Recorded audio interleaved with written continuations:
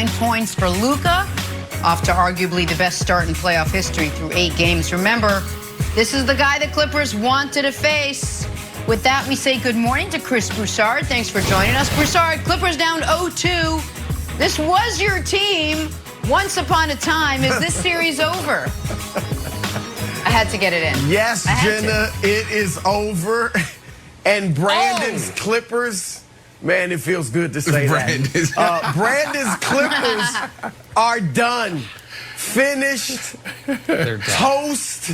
It's over. Do I need to go Kenny Smith on them? This is over, okay? And here's why. Dallas is just better.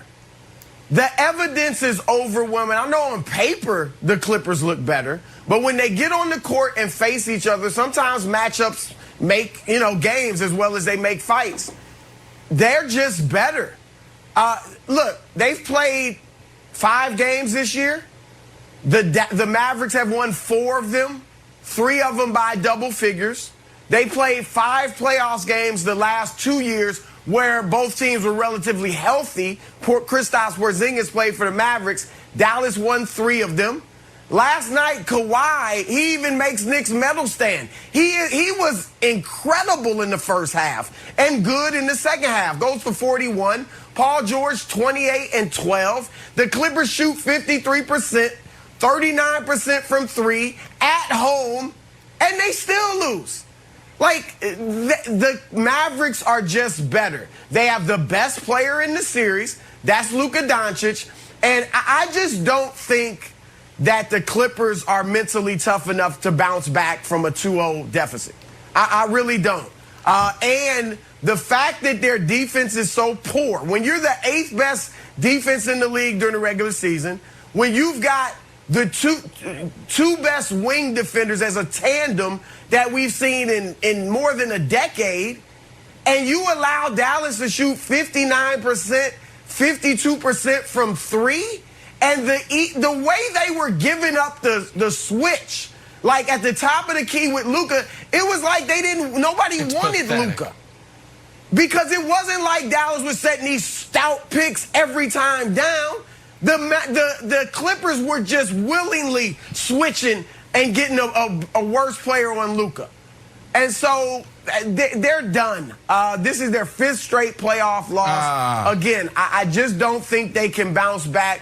The only question now is, will they get swept? Because, Brandon, they're toast. Listen, first off, it's not over. If anybody can overcome an 0-2 deficit, it's the Clippers. When you look at the matchups, everything you just said, Kawhi was phenomenal. Paul George broke through this whole playoff P deal. So when you think about this team and how they're built, the thing that you got to look at is the others. You got to look at the supporting cast. They didn't show up. Where was Pat Beverly? Where was Reggie Jackson? Where were those guys? Where was Marcus Morris? Like, they didn't show up. And so that was the difference in that game. That was the difference in game 1. When you look at Dallas, Luka, phenomenal, like sensational. Dude has ice in his veins. You talk about Mamba mentality. He has it all. But then you look at the others. You look at, his supporting cast. Everybody's hitting. I mean, who do you want him to go? When you talk about defense and defense philosophy, everybody is on fire on that team. Tim Hardaway, D. Smith, the first game. Come on, man. So if there's any team, with a matchup like this that can overcome an 0-2 deficit, it is definitely the Clippers. Yeah, I think the exact opposite. I think of every team in the league, they are the least likely, because they don't look interested in competing. The reason everyone is NBA Jam on fire is because they're all wide open shots. Brandon, I know at House of Athlete, you've had plenty of NBA guys come through in the offseason. And you know what's amazing about watching literally any NBA player just shoot around? They never miss. Never miss. It doesn't matter who it is. They are all 98% unguarded. Well, guess what? The Clippers are going with the very revolutionary strategy of not guarding. So everyone's going to hit. And you know why Broussard, the Clippers supporting cast, is not playing well?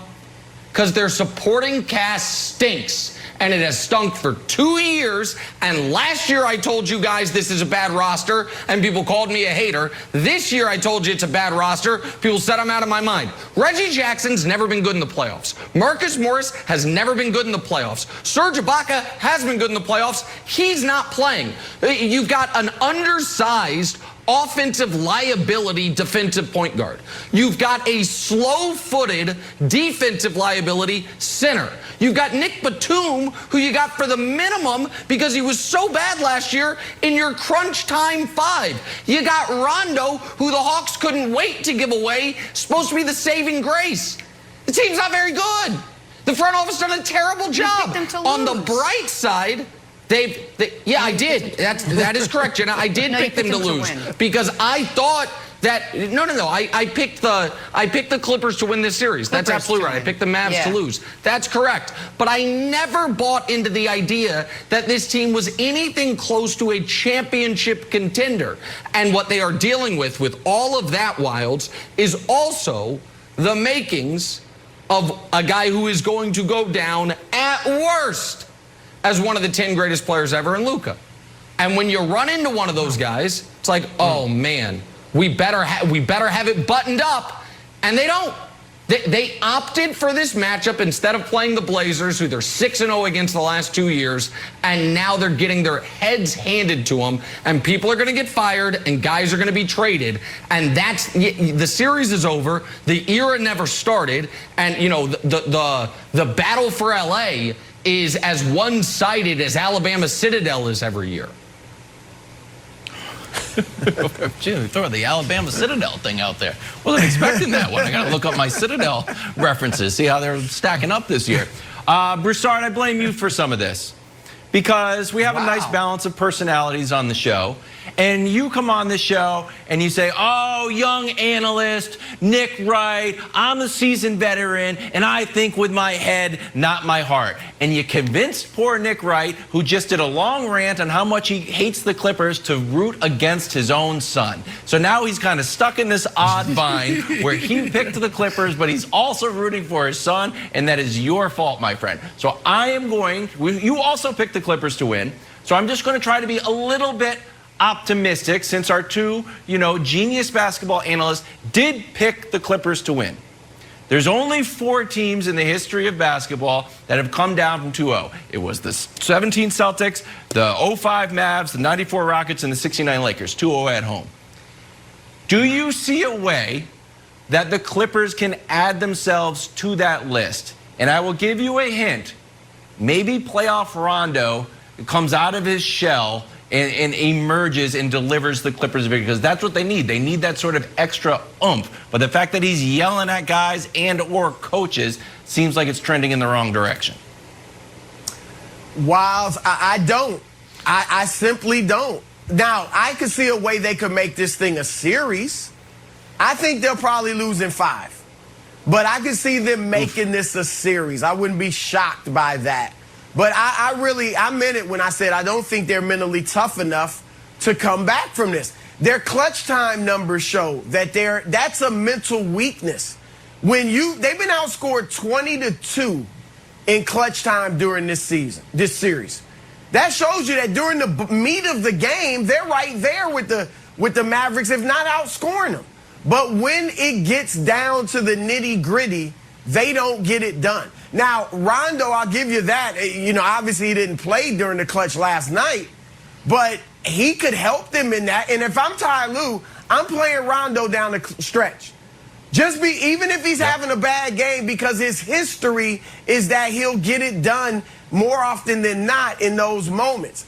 And so I would play him all the time at the end of the games. But no, I think this team is done. Like I said, the 5 straight playoff losses, I'm sure that's weighing on their mind. I will give Kawhi this. I thought he was dialed in last night. Like, just the look on his face, particularly offensively, he looked like he wanted that game badly. And he was excellent. But it's interesting because for a 29-year-old, he just doesn't seem to have the stamina and the durability to go full bore on both sides of the ball. Broussard, just very quickly, which of these 2 decisions do you think is worse? Kawhi having the option of defending the title with Toronto, going back home playing with LeBron and AD, or opting to play with the Clippers and Paul George. Is that decision worse, or just signing with New Balance? Which is the one that's worse? Because I can't figure it out. They're both terrible. New Balance have got some nice. I'm not sure. I love New I don't Balances know. to jog around the block. I don't know.